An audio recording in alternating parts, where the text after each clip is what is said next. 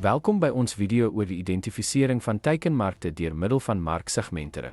Hierdie noodsaaklike stap in bemarkingsstrategie behels die opbreek van 'n breë mark in kleiner groepe met soortgelyke behoeftes en eienskappe, wat die weg baan vir suksesvolle bemarkingsinisiatiewe.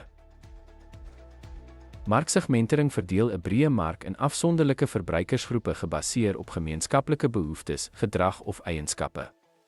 Kriteria vir segmentering sluit in demografie, psigografie, geografiese ligging en gedrag, wat maatskappye in staat stel om hul bemarkingspogings effektief aan te pas.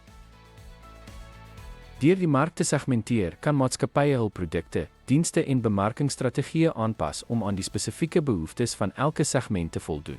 Hierdie benadering lei tot meer effektiewe bemarking en help om die aantreklikste teikenmarksegmente te kies. Sodra teikensegmente geïdentifiseer is, fokus maatskappye op segmentgrootte, groeipotensiaal, mededinging en beleining met hul sterkpunte.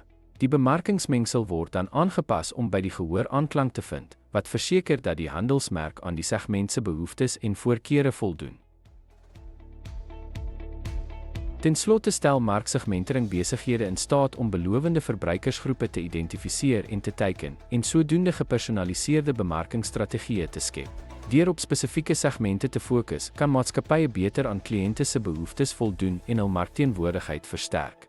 Dankie vir die kyk.